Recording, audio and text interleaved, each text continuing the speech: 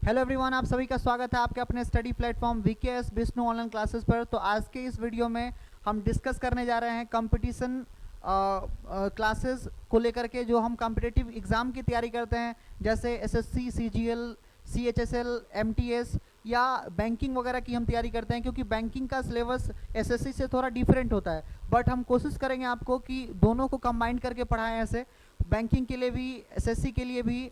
और जो जो भी जिसमें भी थोड़ा मोड़ा क्वेश्चन आता है इंग्लिश का पोर्शन, उस सारे एग्ज़ाम कवर अप इससे हो जाएगा। हम यहाँ पर जो है लेवल इसका एसएससी सीजीएल वाला रखेंगे, ताकि आपका सारा एग्ज़ाम कवर हो जाए। तो यहाँ पर सबसे पहले हम यहाँ पर आपको सिलेबस बताने जा रहे हैं कि हमें पढ़ना कैसे होता है।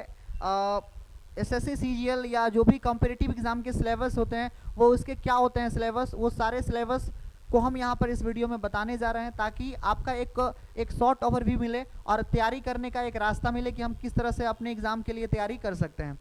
अब देखिए, एक चीज़ मैं आपको बताना चाहूँगा यहाँ पर कि जो हम लोग कॉम्पिटिटिव एग्ज़ाम की तैयारी करते हैं, वो जो हमारा एकेडमिक क्वालिफिकेशन होता है, जो हम लोग 11वीं 12वीं 10वीं करते हैं, उस तरह के ग्रामर को उसमें पूछा नहीं जाता है। उसके ग्रामर का लेवल थोड़ा सा ऊपर होता है, उसके ग्रामर का लेवल थोड़ा वास्ट होता है। तो थोड़ा आपको इस चीज़ को अच्छे से समझना है। ये नहीं कि आपको सेम लेवल आपको देखने को मिलेगा, लेकिन अगर आपने वहाँ पर अच्छे से पढ़ाई किया है, 11th 12th आपका एकेडमिक्स अच्छा है, तो आप एक अच्छा खासा जो है पकड़ अपने ग्रामर पर, अपने कॉम्प्रिहेंशन पर, अपने जो वोकैब पर बना सकते हैं।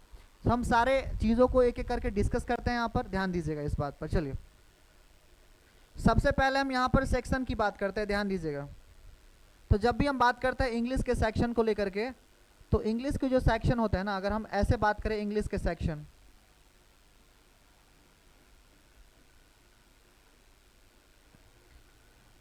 आजकल जो है एसएससी का जो सीजीएल जो है, उसमें मैथ से ज़्यादा जो हम, अगर हम बात करें ऐसे मेंस में, मैथ से ज़्यादा जो है वो क्वेश्चन पूछा जाता है किससे, इंग्लिश से, 135 मार्क्स। और मैथ्स का यहाँ पर 90 मार्क्स ही पूछा जाता है। तो कहीं ना कहीं इंग्लिश का यहाँ पर जो है सिलेबस में, यहाँ पर कई सारे इंट्रोड्यूस किया गया, सिलेबस को अच्छे से बढ़ाया गया है। तो अगर आप यहाँ पर बात करते हैं सीजीएल के सिलेबस को, तो सीजीएल में कई सारी चीज़ें ऐसी है जो आपने पहले नहीं पढ़ा होगा, बट यहाँ पर आपको पढ़ना पड़ेगा। लेकिन अगर आपको बेसिक्स पहले से जानकारी है, तो आप अच्छे से, जैसे जैसे हम लोग 11th 12th में PQRS, क्लोज टेस्ट, ये सब नहीं पढ़ते हैं यहाँ पर। इसके अलावा पैराग्राफ वगैरह सब हम लोग सॉल्व नहीं करते हैं, पैसेज वगैरह सॉल्व नहीं करते हैं। तो ये सब एग्ज़ाम में वहाँ पर ज़्यादा पूछे जाते हैं।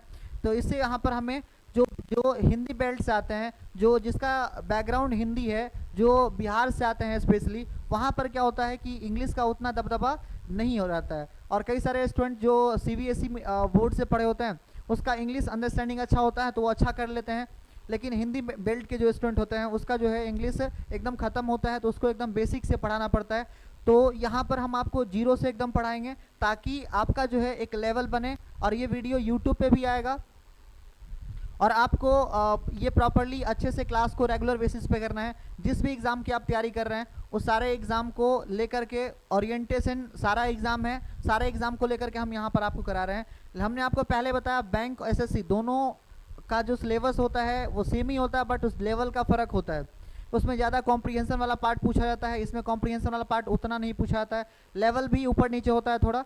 तो अगर हम बात करें ऐसे इंग्लिश के सेक्शन को, तो सबसे पहला जो सेक्शन है ग्रामर, ग्रामर के रूल, इसमें रूल पे क्वेश्चन पूछा जाता है, ग्रामर के रूल पे।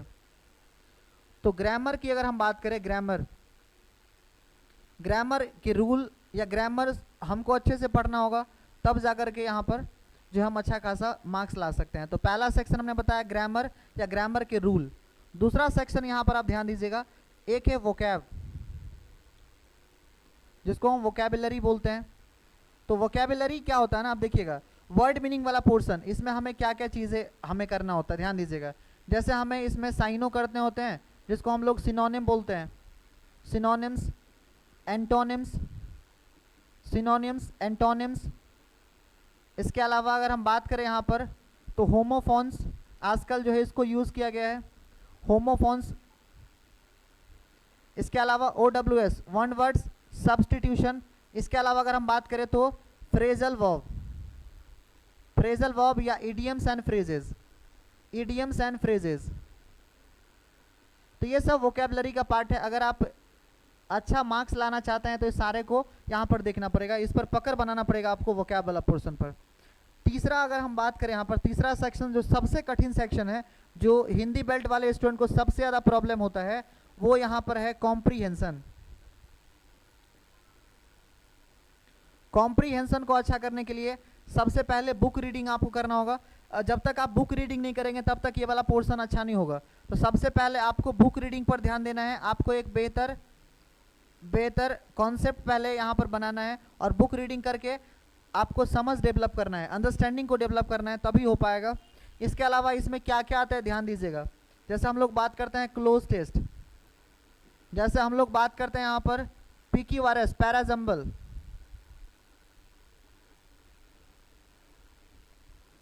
पैराजम्बल, पैसेज, तो ये सब तभी पॉसिबल हो पाएगा जब आपका समझ बेहतर होगा। इसके लिए हमें अंडरस्टैंडिंग पर ध्यान देना होगा, इसके लिए हमें अंडरस्टैंडिंग पर ध्यान देना होगा। तो अंडरस्टैंडिंग अगर आपका अच्छा है तभी आप जो है यहाँ पर काम कर सकते हैं, यहाँ पर अच्छा पकड़ बना सकते हैं। तो सबसे पहले हमने सिलेबस में इसको 3 भागों में डिवाइड कर दिया इंग्लिश को। पहला आपको ग्रामर और ग्रामर के रूल को अच्छे से देखना है। वोकैब में क्या क्या पढ़ना है हमने आपको बता दिया। वोकैब में आपको इन सारी चीज़ों पर पकड़ बनाना है। वोकैब वाला पोर्शन बहुत इंपॉर्टेंट है। आपको एक टारगेट बनाना है कि कम से कम 30-20, जितना आपसे हो सके कम से कम 20 वर्ड रेगुलर याद करना है। अब ये नहीं कि 10 को ये 10 को ये। आपको जैसे मान लीजिए आज सिनोनियम याद करने का मन है तो 20 को याद कर लीजिए, कल आप एंटोनियम याद कर लीजिए। ऐसे करके जो है आप याद कीजिए और डेली बेसिस पर प्रैक्टिस करेंगे तो आपका इससे बेनिफिट होगा। और जब भी हम CGL या किसी कॉम्पिटिटिव एग्जाम की तैयारी करते हैं तो उसमें सबसे ज़्यादा जो इंपॉर्टेंट होता है वो होता है मॉक टेस्ट। अगर आपका सिलेबस पहले से ख़त्म है तो आप मॉक टेस्ट वगैरह दे सकते हैं, अच्छा मार्क्स अपने आप को इवेलुएट कर सकते हैं। लेकिन अगर आपका पहले से सिलेबस ख़त्म नहीं है तो आपको पहले सिलेबस ख़त्म करना है और उसके बाद जो है मॉक टेस्ट देना है। सेक्शनल मॉक टेस्ट पहले दीजिएगा। जैसे सेक्शनल मॉक टेस्ट से क्या होता है कि हमें कॉन्फिडेंस बिल्डअप होता है, और अगर हम ऐसे ओवरऑल मॉक टेस्ट देते हैं तो वहाँ पर क्या होता है हम लोग फंस जाते हैं। रीज़न इसका ये है कि कई सारे प्रॉब्लम उसमें क्रिएट हो जाते हैं। पहले सेक्शनल मॉक देना है सेक्शन वाइज, और उसके बाद जो है हमें ओवरऑल मॉक देना है, तब जाकर के आपका जो है एक अच्छा डेवलपमेंट हो पाता है। तो आप इसको एक बार जो है स्क्रीनशॉट ले सकते हैं। और उसके बाद हम बताते हैं आपको इसमें कौन कौन से टॉपिक आते हैं और कैसे कैसे ग्रामर से क्वेश्चन आते हैं। चलो, तो अगर हम ग्रामर की बात करें, सपोज दैट अगर हम ग्रामर की बात करें यहाँ पर, तो ग्रामर में जैसे क्वेश्चन आपको सबसे पहला क्या करना है। अगर आप हिंदी बेल्ट से है तो आपको बेसिक्स ऑफ ग्रामर का नॉलेज जो है वो लेना पड़ेगा। बेसिक्स ऑफ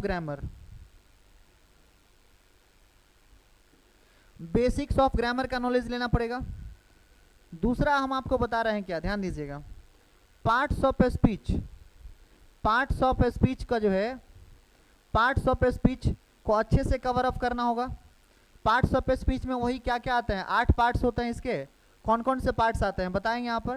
तो पहला पार्ट्स आता है नाउन में जितने भी चैप्टर जैसे होते हैं, जेंडर होते हैं, जैसे हम लोग पढ़ते हैं नंबर होते हैं, जैसे हम लोग केस पढ़ते हैं, जैसे यहाँ पर ये सारे टॉपिक को आपको जो है ना, ये सारे टॉपिक आपको इसमें कवर करना है।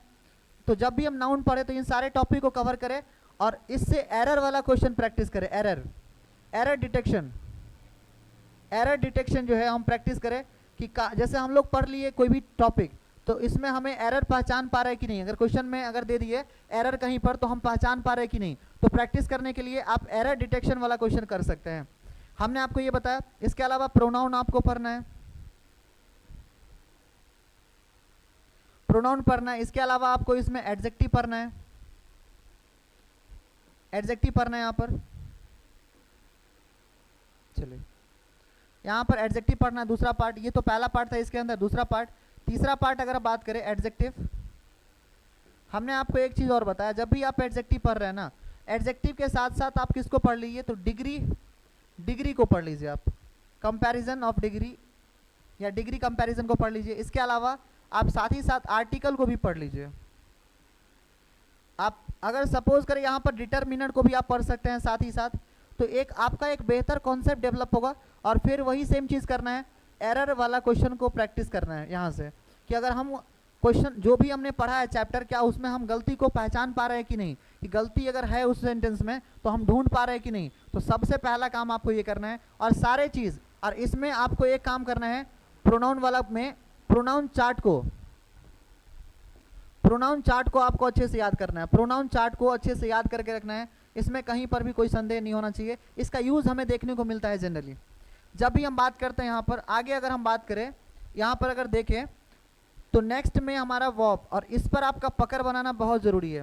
वर्ब अगर आपने अच्छे से कवर नहीं किया तो आप वर्ब में भी, वर्ब से आगे अगर आप बढ़ते हैं तो वर्ब से ही आप कंडीशनल पढ़ सकते हैं। नहीं तो अगर वर्ब से कंडीशनल अगर आपको नहीं पढ़ना है तो आप ये कर सकते हैं, वर्ब में कई सारी चीज़ों के बारे में आप जान सकते हैं।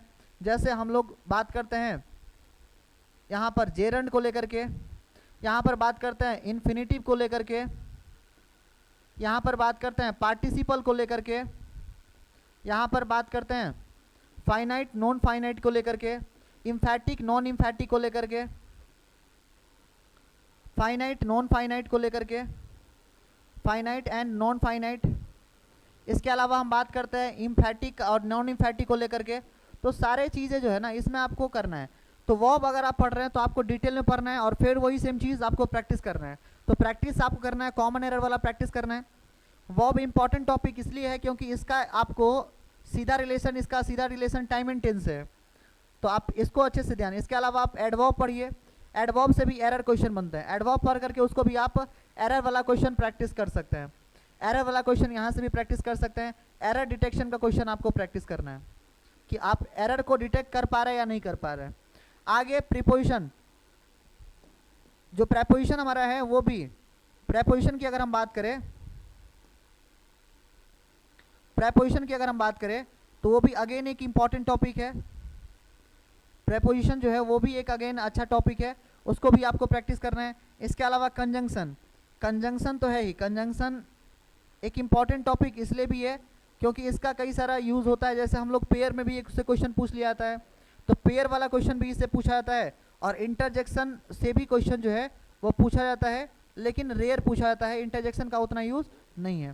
तो आप इस बात पर ध्यान दीजिएगा कि पार्ट्स ऑफ स्पीच की अगर हम बात करें तो पार्ट्स ऑफ स्पीच में इन सारे चीज़ों पर आपको ध्यान देना है। इस 8 पार्ट्स पर अच्छे से पकड़ बनाना है और एक एक करके चीज़ों को नोट्स बनाना है, ताकि आपका एक कॉन्सेप्ट अच्छे से क्लियर हो पाए।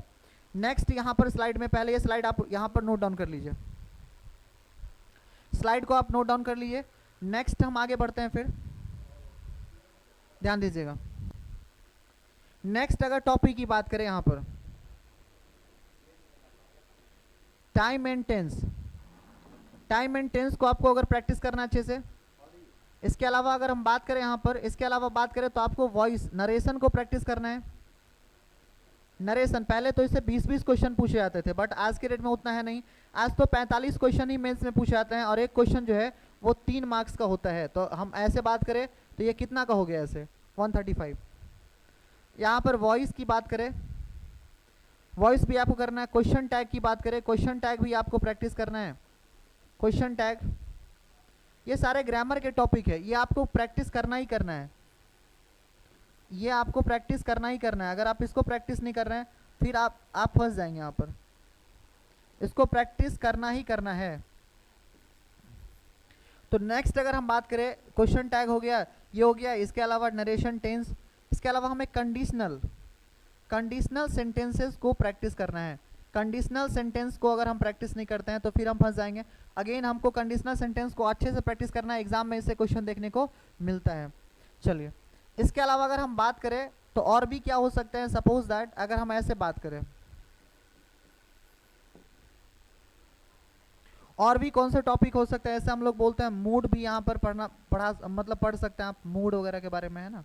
इसके अलावा क्लॉज वगैरह पढ़ सकते हैं, क्लॉज के बारे में, है ना। क्लॉज के बारे में आप यहाँ पर रिमूवल ऑफ टू पढ़ सकते हैं, जो ट्रांसफॉर्मेशन का पार्ट है, तो रिमूवल ऑफ टू भी आप पढ़ सकते हैं। तो रिमूवल ऑफ टू जो है यहाँ से आप पढ़ सकते हैं। इसके अलावा अगर हम बात करें, यहाँ पर हम एक चीज़ और बता रहे हैं कि ये या वाला जो साइन है ना, आप ये समझिएगा कि इसका मतलब सेम नहीं होता है। ये हम थोड़ा सा इसको मिटाई देना चाहते हैं, क्लियर कर देना चाहते हैं आपको। यहाँ पर ध्यान दीजिएगा, ये क्लॉज हो गया, इसके अलावा ये रिमूवल ऑफ टू हो गया, कॉमा का साइन दे दिए। अगर हम बात करें और भी इसमें क्या टॉपिक आ सकते हैं सपोज, तो आप यहाँ पर देखिएगा, जैसे वर्ड मीनिंग वाला पार्ट की हम बात करें तो हमने बताया आपको कि सिनोनियम हो सकता है, सिनोनियम हो सकता है, एंटोनियम, इसको अच्छे से प्रैक्टिस करना है। सिनोनियम हो गया, एंटोनियम हो गया है ना, एंटोनियम्स हो गया, OWS हो गया, फ्रेज हो गया, इडियम्स एंड फ्रेज हो गया। ये सारे टॉपिक को आपको अच्छे से प्रैक्टिस करना है, ये सारे टॉपिक को आपको अच्छे से प्रैक्टिस करना है, सारे टॉपिक को अच्छे से प्रैक्टिस करना है। इसके अलावा अगर हम और भी थोड़ा डीपली जाए तो और क्या कर सकते हैं इसमें, तो और ये हम बोल सकते हैं कि जैसे हम लोग कुछ कुछ टॉपिक ऐसे होते हैं जिसको हमें इसमें ऐड करना होता है। सपोज दैट जैसे ग्रामर के कुछ और टॉपिक क्या ऐड कर सकते हैं, जैसे एक टॉपिक और ले लीजिए आप,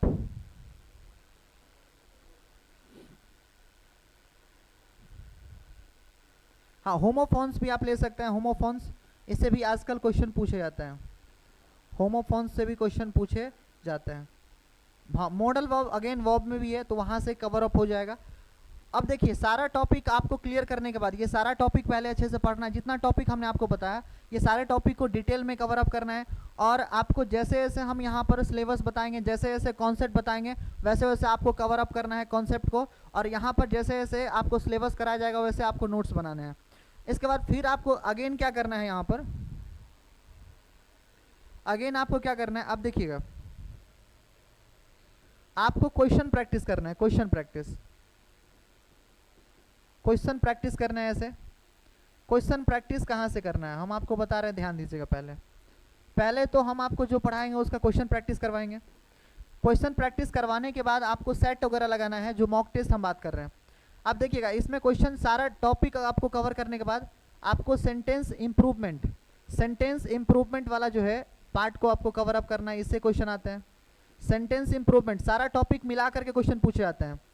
इसके अलावा अगर हम बात करें यहाँ पर, जैसे हमने बताया आपको क्लोज टेस्ट का अप्लाई यहाँ पर आप कर सकते हैं। यहाँ पर ग्रामर का कुछ रूल लगा सकते हैं। यहाँ पर PQRS को आप सॉल्व कर सकते हैं। पैराजम्बल को भी आप यहाँ पर कुछ ग्रामर के ट्रिक्स के हिसाब से आप सॉल्व कर सकते हैं। इसके अलावा आप यहाँ पर एक पैसेज को भी यहाँ पर सॉल्व कर सकते हैं। इसके अलावा अगर हम बात करें तो और क्या हो सकते हैं, जैसे हमने बताया यहाँ पर क्या, जैसे फिल इन द ब्लैंक या सेंटेंस रीअरेंजमेंट, ये भी हो सकता है, वहाँ से भी क्वेश्चन पूछे जाते हैं।